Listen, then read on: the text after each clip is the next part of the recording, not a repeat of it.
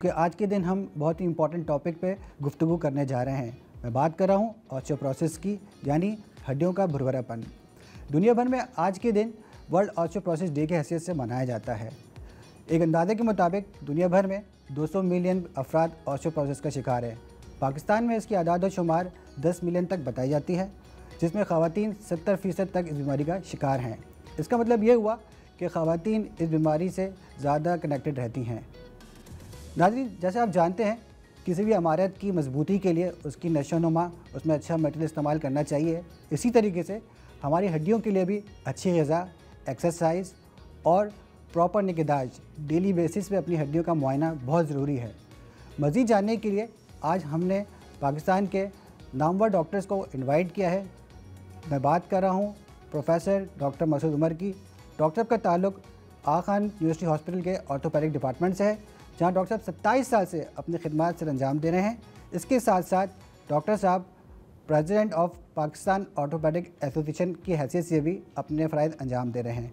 अस्सलाम वालेकुम डॉक्टर साहब। डॉक्टर, बहुत बहुत शुक्रिया, आज आपने अपने कीमती वक्त से हमारे इस प्रोग्राम के लिए वक्त निकाला। Thank you so much.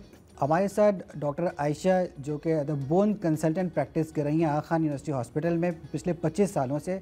साथ साथ मैडम का रिसर्च में भी बहुत काम है और करंटली फ्रेजिलिटी फ्रैक्चर नेटवर्क में भी एज अ फाउंडिंग प्रेसिडेंट की हैसियत से अपना किरदार अदा कर रही हैं। अस्सलाम वालेकुम मैडम। वालेकुम अस्सलाम। मैडम, आपका भी बहुत बहुत शुक्रिया आपके टाइम का। वैसे आपसे मिलना बहुत मुश्किल है, या तो पेशेंट बन के आना पड़ता है या ऐसे एकेडमिक सेशन में आपसे मुलाकात हो पाती है। बिल्कुल, हम तो यही कहते हैं कि डॉक्टर से परहेज़ करें। बिल्कुल सही कहा आपने। वो तभी हो सकता है मुमकिन जब लोग अपना ख्याल खुद रखना शुरू कर दें। बिल्कुल ऐसे ही है। गुफ्तगू को आगे बढ़ाते हैं नाज़रीन, हम जानते हैं प्रोफेसर मसूद उमर साहब से। डॉक्टर साहब, ऑस्टियोपोरोसिस क्या है और क्या अलामात हैं जिसकी वजह से ये शाया होता है कि ऑस्टियोपोरोसिस पेशेंट को हो गया है? जी, ऑस्टियोपोरोसिस उर्दू में भुरभुरापन हड्डी का, और ख़ास जो बीमारी है स्पेशली औरतों में जब उनके साइकिल्स बंद हो जाते हैं, हार्मोन्स की कमी हो जाती है। यही वो हार्मोन है जो हड्डी की मजबूती का ज़ामिन है। तो जब वो बॉडी में उसका लेवल कम हो गया तो हड्डी की मजबूती आहिस्ता आहिस्ता नॉर्मल जैसे हड्डी बनती है और हटती भी है। एक रीमॉडलिंग बॉडी में कॉन्स्टेंटली होती है हम सब की। तो अगर रीमॉडलिंग का फेज़ ऑल्टर हो जाता है कि बनना कम हो जाता है और उसका ज़ाया होना ज़्यादा हो जाता है तो हड्डी कमज़ोर हो जाती है जी। सो वो रिलेशनशिप या बैलेंस इफेक्ट होने का नाम ऑस्टियोपोरोसिस है। सो तकरीबन हर ओल्ड फीमेल इससे गुज़रती हैं बियॉन्ड 55-60 ईयर्स ऑफ एज, और फिर मर्दों में ये बियॉन्ड 70-75 वो भी, उनके भी हार्मोन स्टेटस कम होता है तो वो भी इसमें बीमारी के दायरे में आना शुरू हो जाते हैं। सिम्टम्स का आप पूछते हैं तो सिम्टम ज़्यादातर bone pen, bone related pen जैसे कि बैक एक या हड्डियों में दर्द होना, एल्डरली लोगों के स्पेशली अगर वो किसी भी फूड सप्लीमेंट पे नहीं हैं या उनकी बोन हेल्थ वीक है, और ज़्यादातर को तो फिर अचानक ही नमूदार होता है कि एक दिन फ्रैक्चर हो गया, they fall and they break their bones, वो वाली कैफियत हो जाती है। अक्सर सुनने में आता है कि वो पेशेंट जो पहले बाथरूम में नहाता था, कुछ नहीं होता था, एक दिन गिर पड़ा, तो उसकी वजह ऑस्टियोपोरोसिस ही होती है डॉक्टर साहब? ज़्यादातर, और ख़ास तौर पे अगर वो एल्डरली कैटेगरी में आते हैं। जी जी। अच्छा, तो आपने बताया कि हड्डियों का बनना और टूटना साइमल्टेनियसली काम होता रहता है। क्या ऐसा भी होता है कि सिर्फ बन रही ज़्यादा है और टूट कम रही हैं, या टूट ज़्यादा रही है बन कम रही हैं, ऐसा भी कोई अमल होता है, या सिर्फ ये बरकरार है? वो भी बीमारी हैं जो ऑस्टियोपेट्रोसिस जिसको कहते हैं, वो एक अलग बीमारी जिसमें बनता बहुत ज़्यादा है और उसका टूटने का अमल कम हो जाता है। वो भी हमारे यहाँ पेशेंट्स आते हैं। देखें, बैलेंस अल्लाह ताला ने रखा है बनना और टूटना, उससे फिर हम नॉर्मल ज़िंदगी गुजारते हैं, हम स्पोर्ट्स भी करते हैं, हम भागते भी हैं, जंप भी लगा लेते हैं और कुछ भी नहीं होता। लेकिन अगर ये रिलेशनशिप डिस्टर्ब हो तो जैसे आपने कहा, बनने ज़्यादा की भी बीमारी है और बनना कम हो जाए तब भी it's a disease condition. Absolutely. तो दोनों को हम प्रिवेंट करना हमारा काम है, जनरल पब्लिक की नॉलेज में होना चाहिए, और फिर अगर हो जाए तो उसको ट्रीट करना भी हमारा काम है। एब्सोल्युटली डॉक्टर साहब। डॉक्टर आयशा, मैं आपसे जानना चाहूँगा, क्योंकि ख़वातीन में ये बीमारी बहुत ज़्यादा देखने में आती है। जैसे पाकिस्तान में 70% ख़वातीन इस ऑस्टियोपोरोसिस का शिकार हैं। तो मैडम, बढ़ती एज के साथ तो ये एक मसला है कि पोस्ट मेनोपॉज में जाना है, क्या इससे कोई बचाव भी मुमकिन है? जी बिल्कुल, जो इसका बचाव यकीनन है, और ये अच्छी ग़िज़ा, एक्सरसाइज करना और अच्छे एक लाइफस्टाइल को लीड करते हों अगर, तो फिर उससे हम बचाव किया जा सकता है। अब जैसे कि डॉक्टर मसूद ने बताया कि बोन रीमॉडलिंग का जो प्रोसेस है, जिसमें बोन फॉर्मेशन और बोन रिजॉर्प्शन हो रही होती हैं, तो क्योंकि ये अमल throughout the life cycle of an individual चल रहा होता है बचपन से लेके बड़ी उम्र तक, लेकिन असल में जब हम देखते हैं कि बच्चों में और एडोलेसेंस की एज ग्रुप में हड्डियां जो हैं ज़्यादा मकदार में बन रही होती हैं और इसीलिए हाइट गेन होती है और हड्डियों की मजबूती डिटर्मिंड होती है। तो इसीलिए फिर इनकी अगर उस ज़माने में इस ग़िज़ा और एक्सरसाइज वगैरह पे फोकस किया जाए तो फिर आपकी एक अच्छी बोन मास अचीव हो सकता है और इसको इस तरह से हम प्रिवेंट कर सकते हैं, अवॉइड करें कि सीडेंट्री लाइफस्टाइल हो। ओके, ठीक, thank you madam. Doctor Masood, हम और हमारे नाज़रीन जानना चाहेंगे कि अक्सर कहा जाता है कि विटामिन डी या कैल्शियम इसका इंटेक बढ़ाने से हड्डियाँ मजबूत होती हैं, क्या ये बात दुरुस्त है? जी बिल्कुल। देखें, अल्लाह ताला ने जो निज़ाम रखा है कि हड्डियों की मजबूती के लिए कैल्शियम चाहिए और प्रोटीन चाहिए। कैल्शियम डिपॉजिट होता है प्रोटीन के नेटवर्क, कोलेजन जिसको कहते हैं, तो हड्डी बनती है। ये हड्डी एक बायोलॉजिकल सब्सटेंस है, उसमें फिर खून की सप्लाई आती है, ठीक। सो विटामिन डी उस कैल्शियम को बोन के अंदर डालता है। सो विटामिन डी की अहमियत इस लिहाज से अगर ना हो तो कैल्शियम बोन के अंदर नहीं जा सकता और बोन्स वीक होती जाएंगी, वो रिजॉर्प्शन होती जाएगी, जो डॉक्टर आयशा कह रही। सो विटामिन डी फिर उसको मैदे से भी एब्जॉर्ब करने में कैल्शियम के एब्जॉर्प्शन में मदद देता है। जो हम दूध पीते हैं उसमें कैल्शियम है। सो विटामिन डी अगर हम लेते हैं साथ तो वो कैल्शियम ज़्यादा एब्जॉर्ब हम कर सकते हैं, रिटेन कर सकते हैं। वही कैल्शियम ब्लड में जब जाता है तो वो फिर बोन में ज़्यादा जा सकता है। और अगर यही चीज़ विटामिन डी की डेफिशिएंसी हो जाए बच्चों में, जिसको रिकेट्स कहते हैं, बड़ों में ऑस्टियोमलेशिया कहते हैं, तो वो बोन्स फिर प्रोग्रेसिवली वीक होती जाती हैं। और कैल्शियम एक बुनियादी सबस्ट्रेट है हमारे बोन्स का, अगर वो वीक हो जाएगी तो बोन्स फिर ऐसे समझ लें छलनी हो जाती हैं, दे कैन ईजीली फ्रैक्चर, ये कंडीशन हो जाती है। तो vitamin D and calcium are extremely important. Diet से लें, डाइट से नहीं है तो अगर कम है फिर भी डाइट वो वाली नहीं पहुंच सकती आप तक, तो फिर आपको सप्लीमेंट्स लेने पड़ेंगे। डॉक्टर साहब, इसको मज़ीद आगे आपसे जानना चाहेंगे, क्या सिर्फ ग़िज़ा के ही तरीके से ये विटामिन डी और कैल्शियम की कमी पूरी हो सकती है या हमें कोई एडिशनल सप्लीमेंट भी लेना पड़ता है? एक हेल्दी पर्सन की हम बात करें अगर, तो किसी ऑस्टियोपोरोसिस की नहीं। जी वो तो लाइफस्टाइल है, ठीक है ना। सो अगर हम एक तो डाइट होगी, जैसे हमने जिक्र किया, जो अच्छी डाइट जिसमें कैल्शियम विटामिन डी एडिक्वेट हो, दूध है, अंडा है, मछली है, राइट, दूध की सारी प्रोडक्ट्स हैं, योगर्ट है। अगर दूध बालों को हज़म नहीं होता आप योगर्ट ले लें, आप लस्सी ले लें, आप खीर बना के खा लें, वटेवर, क्योंकि हमारे पास पेशेंट्स आते हैं दूध उनको सूट नहीं करता। सो उसके अलावा है सीडेंट्री लाइफस्टाइल, कि अगर आपकी लाइफ में एक्सरसाइज नहीं, specially if you are young, you don't do exercise and you don't get sunlight exposure, ये दोनों चीज़ें ऐड होकर फिर काफ़ी बोन्स को वीक करती हैं। अल्लाह ताला ने सूरज का निज़ाम इस तरह रखा है, खाल पे जब वो पड़ता है तो हमारा विटामिन डी का प्रिकर्सर एक्टिवेट होता है, वो जाके विटामिन डी बनाता है जिस्म में और वो फिर विटामिन डी का जो पूरा साइकिल है वो एक्टिवेट होता है। वो सूरज की शुआएं स्किन पे पड़ने से होता है। तो वो हमें किसी भी सूरत अपना 20 मिनट आधा घंटा रोज़ सन एक्सपोजर चाहिए। बच्चों में, स्कूलों, कॉलेजों में बहुत ही इम्पॉर्टेंट है, दे हैव ग्रोइंग बोन्स। और फिर है एक्सरसाइज का रोल, कि they are jumping, they are running, तो उससे फिर बोन हंगर पैदा होता है, बोन में कैल्शियम अंदर डालने की सलाहियत बढ़ती है और वो कैल्शियम अंदर जाता है जब वो एक्सरसाइज, क्योंकि बोन को आप स्टिमुलेट कर रहे हैं टू वर्क मोर या उससे लोड ज़्यादा दे रहे हैं उस पर, तो वो अपने आप को मजबूत बनाएगी और मजबूत इस तरह बनाएगी कि वो कैल्शियम को ज़्यादा अपने अंदर लेगी। बहुत शुक्रिया साहब। मैडम, आपसे जानना चाहूँगा, जैसे डॉक्टर मसूद बता रहे थे कि सूरज की शुआएँ जो है विटामिन डी लाने में हेल्प करती हैं, तो कोई ख़ास वक्त ऐसा होता है जिसमें ज़्यादा ये अमल बेहतर तरीके से हो सकता है? क्योंकि ख़वातीन को आपको पता है कि आजकल जो हमारा लाइफ स्टाइल है, देर से उठना, ठीक है, और बाहर घर से ना निकलना, ये रात में आउटिंग पे जाते हैं तो सूरज का एक्सपोजर तो मिल नहीं पाता।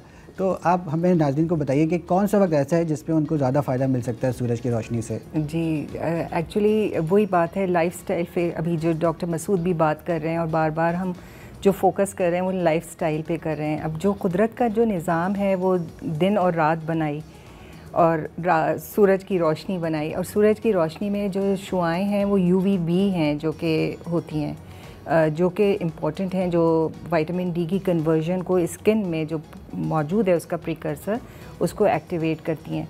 और ये शुआएँ जो हैं सुबह जो 10 बजे से लेके 3 बजे तक की जो शुआएँ हैं उसमें मैक्सिमम होती हैं।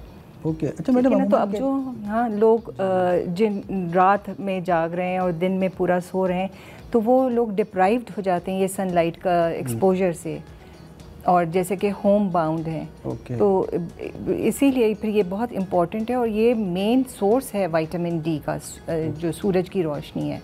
सही मतलब आपने कहा जैसे सुबह 7 से लेकर 3 बजे तक, तो 12-1 बजे तो धूप बहुत शदीद हो जाती है, तो क्या वो ऐसे तो नहीं कि हमें सन बर्न कर सकती है या ऐसा नुकसान पहुंचाए जो हमें नुकसानदेह साबित हो सकता है, ये वो भी उतनी ही फ़ायदेमंद है जितनी अर्ली मॉर्निंग की सूरज? हाँ देखें, 10 बजे से 3 बजे तक के दौरान की जो अब आप ये नहीं है कि ज़रूरी नहीं है कि आप डायरेक्ट सनलाइट एक्सपोजर में अगर बहुत तेज़ धूप है, लेकिन कहते हैं कि इतनी शुआएँ जो तहकीक से भी साबित हो चुका है कि जो सबसे मैक्सिमम विटामिन डी की अवेलेबिलिटी है वो थोड़े से आधे घंटे तक भी अगर आप हफ्ते में 2 से 3 दफ़ा भी अगर बैठ जाएं तो वो आप रिक्वायरमेंट अचीव कर लेते हैं। ठीक है ना। तो अब ये डायरेक्ट सनलाइट का एक्सपोजर है, लेकिन अगर आपने सपोजिंग कपड़े हैं या फिर अगर आप एयर कंडीशन गाड़ी में जा रहे हैं और आपने शीशा बंद किया हुआ है तो वो जो UVB है वो पेनिट्रेट नहीं करेगी। ठीक है ना। तो आप उसमें देख लें कि कौन से है, लेकिन मैक्सिमम प्रेजेंस जो है UVB की वो इस टाइम पीरियड के दौरान होती है। Thank you madam. मैडम आपसे ही जानना चाहूँगा दोबारा कि हड्डियों की कमज़ोरी, ख़ासतौर से विटामिन डी की कमी को पूरा करने के लिए कैसे पता चलता है कि पेशेंट जो है वो विटामिन डी की कमी का शिकार है? इसके कोई ख़ास टेस्ट मौजूद हैं? जी, सबसे पहले तो जब आप देखेंगे जो हमें डिफ्रेंशिएट भी करता है ऑस्टियोपोरोसिस को ऑस्टियोमलेशिया से, क्योंकि ऑस्टियोपोरोसिस में हड्डियाँ भुरभुरी होती हैं और जो ऑस्टियोमलेशिया है उसमें हड्डियाँ नर्म होती हैं। तो जो ऑस्टियोपोरोसिस है ये एक साइलेंट डिजीज़ होती है, इसके लिए लफ्ज़ इस्तेमाल होता है साइलेंट थीफ। क्योंकि हड्डियाँ का लॉस होता रहता है और पता ही नहीं चलता और कोई पेन नहीं महसूस होता जब तक कि फ्रैक्चर ना हो। जबकि ऑस्टियोमलेशिया जो कि कैल्शियम और विटामिन डी की कमी की वजह से होता है, उसमें हड्डियाँ सॉफ्ट हो जाती हैं, नरम हो जाती हैं और वो बेंट हो जाती हैं। तो ये वाली जो कैफियत होती है इसमें मरीज़ को बहुत दर्द होता है, दर्द की कैफियत होती है और ये एक generalise body pains and aches हो रहे होते हैं। तो अमूमन जब हमारे पास ख़वातीन आती हैं वो कहती हैं कि डॉक्टर साहब बहुत दर्द है, जैसे मैं जहाँ पे भी हाथ लगाओ, जब पूरा फुल ब्लोन होता है तो बॉडी में दर्द होते रहते हैं। तो generalise body aches and pains होते हैं सबसे ज़्यादा, जो कि इसकी एक ख़ास निशानी है। दूसरी ये कि एक्सट्रीम केसेस में जब विटामिन डी की मुसलसल कमी रहे तो एक हमारे गुदूद होते हैं, पैराथायरॉयड हार्मोन जिसको कहते हैं, तो वो बढ़ जाते हैं। क्योंकि वो इसलिए बढ़ जाते हैं कि वो कमी को पूरा करना चाह रहे होते हैं और ताकि कैल्शियम जो कि एसेंशियल मिनरल है वो बॉडी में अवेलेबल रहे, और उसकी वजह से पेशाब में कैल्शियम जो है वो खारिज होना शुरू हो जाता है और हड्डियाँ और कमज़ोर हो जाती हैं। तो इसके लिए बहुत ज़रूरी है कि आप टेस्ट करा के कंफर्म भी करें, और जैसे कि कैल्शियम के फॉस्फोरस है और विटामिन डी है और पैराथायरॉयड हार्मोन है।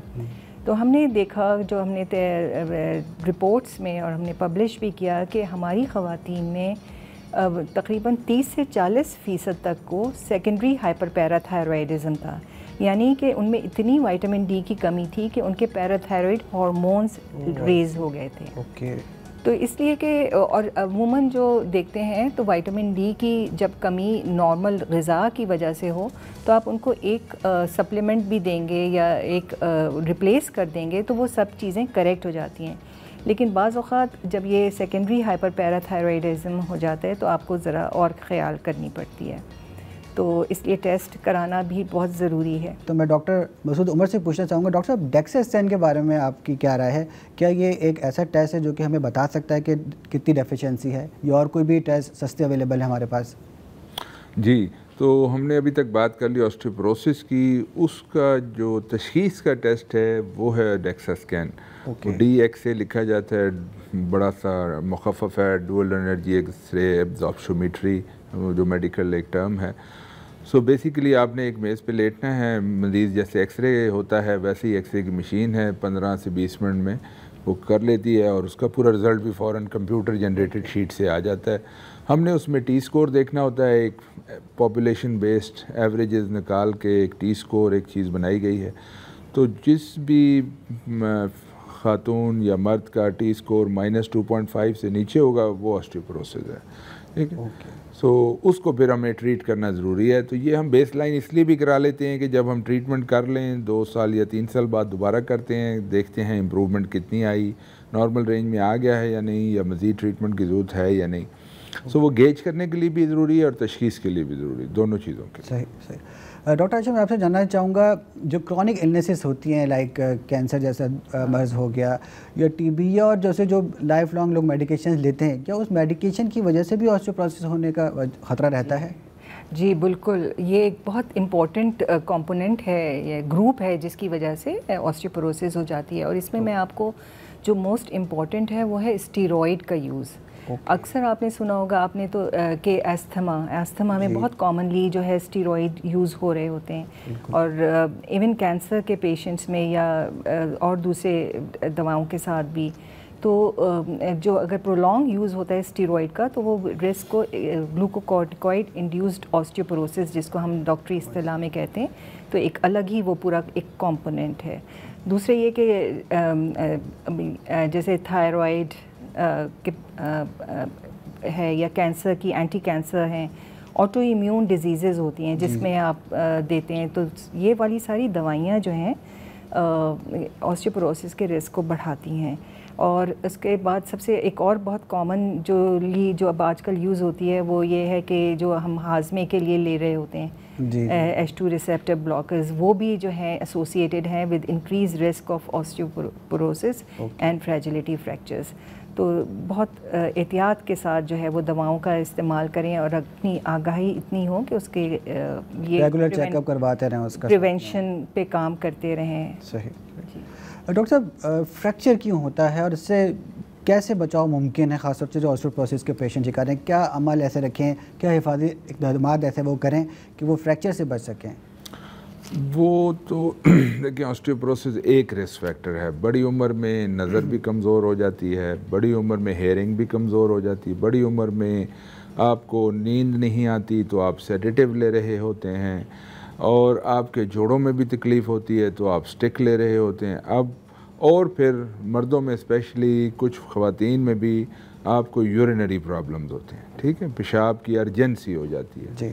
सो वो सब अगर आप मिलाएं कंपोजिट, तो एक पेशेंट जो रात के 3 बजे जिनको वॉशरूम जाना है और कमरे में अंधेरा है और उनको नज़र कम आता है and he needs walking aid to walk, तो अगर ये चीज़ें सब मिल जाती हैं तो फॉल का रिस्क यानी गिरने का रिस्क बढ़ जाता है, ठीक है ना। सो और उन्होंने सेडेटिव लिया हुआ है सोने के लिए, तो वो थोड़े से अभी मेंटली फुली अलर्ट भी नहीं है, लेकिन he has to rush to the washroom, absolutely urgency है कि नापाकी ना हो जाए। सो वो उन्हें भागना जल्दी में और फिर देखें कि स्लिप होने का, गिरने का रिस्क बढ़ जाता है, and then he has baseline osteoporosis. So वो चीज़ें 1 2 3 7 की तरह इकट्ठी हो गई और एंड रिज़ल्ट क्या हुआ कि फ्रैक्चर हो गया, बोन एक टूट गई। और वो एंड रिज़ल्ट दायरे ऑस्टियोपोरोसिस थी तो हुआ। हेल्दी बोन में तो हम गिरते रहते हैं, कहीं ना कहीं एक स्लिप हो जाता है, आदमी कुछ स्टेप मिस कर जाता है, गिर, लेकिन फ्रैक्चर तो नहीं होता, ठीक है, चोट लग जाती है, दर्द हो जाता, लेकिन ऑस्टियोपोरोसिस की वजह से बोन में माइक्रो फ्रैक्चर्स हो गए होते हैं। ऑलरेडी जो बोन के जो सुराख हैं नेचुरल अंदर, वो छोटे से बड़े हो गए होते हैं, बोन छलनी हो गई होती है, तो उसका टूटना आसान हो जाता है। तो छोटी सी आप अपनी हाइट से गिरते हैं और ब्रेक हो जाता है। सो दोज थिंग्स अगर हम साथ मिलाएं, इन हर एक चीज़ को प्रिवेंट करने से ही हम एक फ्रैक्चर से बच सकते हैं, जिसमें ऑस्टियोपोरोसिस का सबसे ज़्यादा रोल है, और लेकिन बाकी चीज़ों का भी रोल है। एब्सोल्युटली। मैडम, मैं जानना चाहूँगा, डाइट और एक्सरसाइज क्या रोल प्ले करते हैं ऑस्टियोपोरोसिस से बचने के लिए? अच्छा, देखें, डाइट का तो सबसे मेन रोल है। कैल्शियम और विटामिन डी पे हमने बात की, तो और कैल्शियम जो है वो बहुत सारी सोर्सेज हैं जिसमें ये नेचुरली प्रेजेंट है, जैसे कि डेयरी प्रोडक्ट्स, दूध और मक्खन, पनीर, ये सब चीज़ें बहुत बेहतरीन ग़िज़ाएँ हैं इसके कैल्शियम की अवेलेबिलिटी के लिए। मछली, उसके अलावा डेयरी इन प्रोडक्ट्स में भी होता है, जो साग है और नट्स हैं, ठीक है। तो डाइट का बहुत इम्पोर्टेंट रोल है। उसके साथ साथ जो हम एक्सरसाइज पे जो आपने बात की, तो उम्र के साथ साथ जो हमारे मसल्स हैं उनमें है ना सार्कोपीनिया हो जाता है, मसल्स की स्ट्रेंथ भी वीक हो जाती है। तो जो एक्सरसाइज करती हैं वो हमारे सार्कोपीनिया को भी प्रिवेंट करती हैं। तो वेट बेयरिंग एक्सरसाइजेज़ और उसमें तो करें तो बहुत बेहतरीन है। और आपने अक्सर देखा होगा कि स्ट्रेच बैंड्स आते हैं जो कि स्पोर्ट्स की दुकानों पे आराम से मिल जाते हैं। तो क्योंकि इनको करना एल्डरली के लिए मुश्किल होते हैं, तो वो स्ट्रेच बैंड्स के साथ भी जो है वेट बेयरिंग एक्सरसाइजेज हो सकती हैं हाथों की। और सबसे बेहतरीन तो ये है कि वो वॉक करें, और जो हम रिकमेंड करते हैं वो ये कि आधा घंटा वॉक अगर कोई रोज़ कर सके तो हो जाता है। उसके साथ साथ योगा का भी बहुत ही इम्पोर्टेंट रोल है। आजकल बहुत ज़्यादा योगा एंटर हुआ है, बिल्कुल ऐसे। जी, क्योंकि ये जो है सारी ये मसल मास को बिल्ड करती हैं। क्योंकि जब अगर मसल्स स्ट्रॉन्ग रहेंगे तो हमारी हड्डियाँ भी मजबूत रहेंगी। तो इन दोनों का चोली दामन का साथ है। बिल्कुल, बहुत अच्छा आपने मैडम जवाब दिए इस बारे में। डॉक्टर साहब, आपसे मैं जानना चाहूँगा, स्मोकिंग या अल्कोहल कंजप्शन ये ऑस्टियोपोरोसिस में कितना बिगाड़ पैदा करती हैं? जी, ये काफ़ी रिस्क फैक्टर हैं। हम तो सर्जन हैं, हम देखते हैं, हमें फ्रैक्चर हीलिंग में भी बड़ा रोल है और फ्रैक्चर जो करने के उधर भी रोल है। और अल्कोहल से या स्मोकिंग से विटामिन डी की एब्जॉर्प्शन कम हो जाती है, ख़ास तौर पे अल्कोहल से, ठीक। सो आप एक रिस्क फैक्टर डाल रहे हैं जो कि अल्टीमेटली बोन स्ट्रेंथ को कम करता है। स्मोकिंग वुंड हीलिंग को काफ़ी इफ़ेक्ट करती है। हम ऑपरेट करते हैं, उनसे वादा लेते हैं कि आप सिगरेट नहीं पिएंगे। कई एल्डरली लोग भी अभी तक स्मोक कर रहे होते हैं। सो हमारे एज ए सर्जन हमें तो दोनों चीज़ों से बचाना है मरीज़ को कि it lead to risk, fall risk, and then अगर हम सर्जरी करते हैं तो वुंड हीलिंग प्रॉब्लम्स हमें बहुत होते हैं स्मोकर्स में। तो वो हम दोनों को फिर पेशेंट से लेते हैं, अंडरस्टैंडिंग काउंसलिंग करते हैं कि भाई आप इससे बाहर आ जाए। सही है मैडम। लास्ट में मैं आपसे जानना चाहूँगा कोई इम्पॉर्टेंट मैसेज जो हमारे नाज़रीन को देना चाहें, ख़ासतौर से ख़वातीन को, कि वो किस तरीके से ऑस्टियोपोरोसिस से बच सकती हैं, क्या डाइट होनी चाहिए, क्या एक्सरसाइज होना चाहिए। एक छोटा सा आज के दिन के हवाले से मैसेज आपका। जी, ख़वातीन के लिए बहुत ज़रूरी है कि वो अपनी ग़िज़ा का ख्याल रखें। दूध का गिलास पी लें, और अगर दूध नहीं पी सकती तो दही खा लें, ठीक है। और फिर उसके साथ साथ उनको अपने वॉक, जो हमने पहले बात की कि कम से कम आधा घंटे की वॉक तो ज़रूर ही करें। और आजकल तो यूट्यूब पे और वैसे भी बहुत सारी एक्सरसाइजेज़ के प्रोग्राम्स आते हैं, तो ज़रूरी नहीं है कि उसके लिए उनको कहीं बाहर जाना पड़े। तो वो अपने घर में अपने लिहाज से कर सकती हैं, क्योंकि यही चीज़ है जो कि ये उनको प्रिवेंट करेगी। और रिस्क फैक्टर से बचाव करें, जिसमें ये 2 इम्पॉर्टेंट रिस्क फैक्टर्स आ गए। और इसके साथ साथ एक और जो इम्पॉर्टेंट चीज़ है, डॉक्टर मसूद ने बात की डेक्सा स्कैन की, एक स्क्रीनिंग टूल भी है जो हम डॉक्टर मसूद और हम सब लोगों ने मिलके ही, जो इंटरनेशनल ऑस्टियोपोरोसिस फाउंडेशन है उसके साथ मिलके एक टूल बनाया है जो कि पाकिस्तान के लिए है और जो कि इंटरनेट पे अवेलेबल है। और तो जो जिन ख़वातीन में या मर्दों में जिनमें रिस्क फैक्टर्स हैं, तो वो उस स्क्रीनिंग टूल में अपने पॉइंट्स डाल के अपना रिस्क कैलकुलेट कर सकते हैं और उसके लिहाज से जो है अपने डॉक्टर से मशवरा कर सकते हैं कि क्या उनको दवाई की ज़रूरत है या ये कि फिर उनको डेक्सा स्कैन की ज़रूरत है। सही। तो ये भी एक थैंक यू मैडम। डॉक्टर साहब, मर्दों के हवाले से अगर आप कोई मशवरा देना चाहें, तो कोई मैसेज देना चाहें आज के दिन के हवाले से, वर्ल्ड ऑस्टियोपोरोसिस डे। वो प्रिवेंशन के लिए तो दोनों जेंडर में डिफरेंस नहीं किया जाता। So exercise, diet, habit, lifestyle, you know कि मैं कितना एक्टिव हूँ नहीं हूँ, ठीक है मैं काम 16 घंटे कर सकता हूँ, लेकिन क्या मैं सूरज सन एक्सपोजर है या नहीं उस दौरान 20 मिनट भी नहीं है।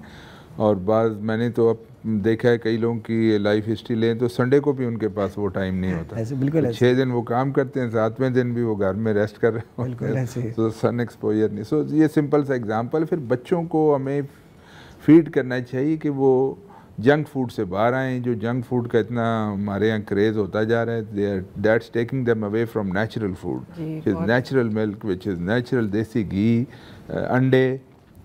सो हम उससे काफ़ी दूर होते जा रहे हैं। सो ये हमारे पेरेंट्स, हम भी पेरेंट्स हैं, सब पेरेंट्स को गाइडेंस होनी चाहिए। फिर स्कूल्स कोठियों में बन रहे हैं जहाँ खेलने की जगह नहीं है, ब्रेक टाइम में they can not run around. तो स्कूल्स हमें ये लेजिस्लेशंस होने चाहिए कि इतने छोटे छोटे कॉम्पैक्ट एरिया में स्कूल ना बने, they must have some playground, बच्चे जाके खेलें। वही 20 मिनट उसको सारी ज़िंदगी पे करेगा। जब वो ब्रेक टाइम में भागता है, दौड़ता है बच्चा, और under the sun playground open होता है, तो that natural benefit will take him throughout his life. वो उसको आखिरी एंड एल्डरली उम्र तक उसको बेनिफिट देगा। So these kind of policy things, और कुछ आपकी पर्सनल और कुछ family things, I think all of them will